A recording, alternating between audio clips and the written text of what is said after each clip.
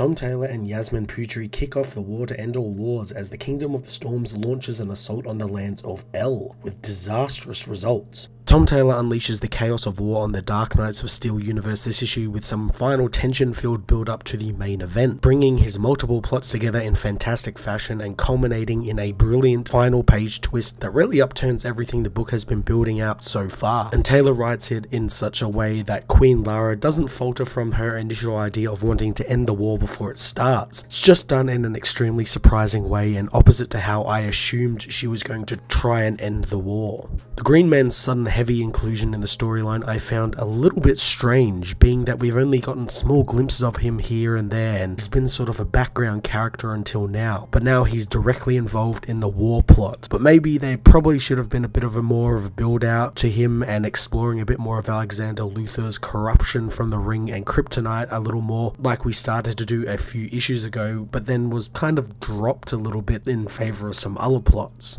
Yasmin Putri again outdoes herself in the art department with some fantastic action-orientated pages filled with great colour and urgency that help ratchet up the tension in Taylor's script. The final page twist lets Yasmin go all out on quick brutality a Kryptonian can unleash at any moment, and it's done in such a wonderful, sort of sudden way in her art, and it just looks fantastic. Dark Knights of Steel issue 8 was a brilliant final call to action before the war engulfed the book entirely, tying together a bunch of the plots Taylor built out over the last couple of issues and ending on one hell of a cliffhanger twist. I am going to give this issue a 9.5 out of 10. Dark Knights of Steel issue 8 finds the Green Man's ring telling him that it's time for the kings and queens to fall and for magic and the entire heroic age to die, as below the villain, Hippolyta meets with Queen Anissa, knowing her father would be so proud to see her with the crown on her head. Anissa doesn't think that he would be proud of her leading them to war, but Hippolyta thinks that he would be proud of what she fights for, since King Jefferson told her many times of the threat of the elves, and they didn't listen, but the Amazons are with her now. Constantine, meanwhile, is met by Lois Lane, who thinks that he's hiding away some secret weapon in his cart. He wonders if Lois needs something, but Lois says that she doesn't, and that troubles her since as advisors, they need to outthink fate and come up with solutions for their kings and queens, but she cannot see any besides war. John wonders if Lois thinks that they are being pushed towards war, and Lois knows they are, knowing that John's king was killed by an 18-year-old who has been nothing but empathetic and peaceful in all of the time she has known Zala. Lois thinks that something is wrong, but John doesn't think so since she can't ignore the elves' sins or the innocence they have imprisoned. In the elves' dungeons, Oliver Queen frees Dinah Lance from her mouth guard with a well-placed flick of a rock. Dinah asks why Oliver is there, learning that he tried to save the world, but she knows there is more to this tale than he is letting on, so Oliver reveals that he killed Jor-El. Dinah says that she is imprisoned because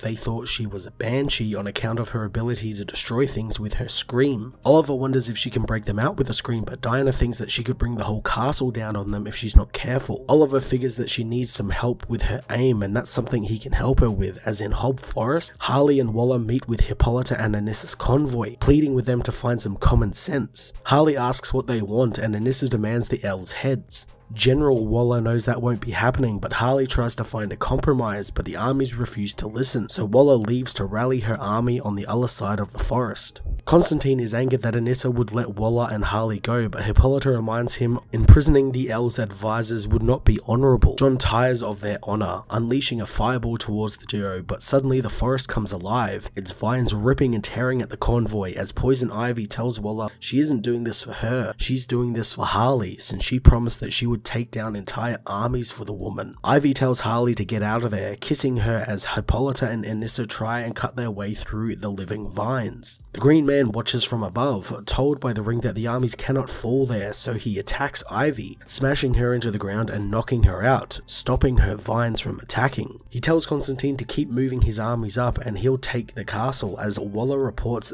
what happened to Queen Lara, assuring the queen that her army stands ready. Lara tells her to stand them down, since what kind of leader would allow her own people to die for them? Waller doesn't like her risking her own life, as James reports the armies are almost through Hob Forest. Waller pleads with Lara to let her soldiers fight, so Waller assembles her archers, led by Wade Wilson, who before they are ordered to fire, Zala and Wonder Woman confront the opposing armies. Hippolyta tells her daughter to stand aside, but both women refuse to back down as Constantine readies Jacob for his moment, getting the boy to use his water-bending powers to flood Zala's lungs with water, drowning her from within. Jacob begins to have doubts, not wanting to kill anyone, but John says that he will be avenging his father. Diana demands that Anissa or whoever is doing this to Zala to stop, but her mother refuses to help her daughter. Suddenly, Queen Lara arrives, smashing into the ground and blowing back the army, which disrupts Jacob's power, freeing Zala from the water. Lara confronts Anissa and Hippolyta, who orders her to surrender since they have her son and they will kill him. Lara asks what happens if she does surrender, learning that her and Zala will accompany them peacefully back to the Kingdom of Storms. Anissa demands that they pay for their crimes, but Hippolyta tells her that she is a child and doesn't understand, since there are other ways to end wars without people dying. She offers her hand up to Queen Lara, giving the queen her word, and Lara takes the queen's hand, wondering where the fun is in no one dying as she rips Hippolyta in half with her heat vision.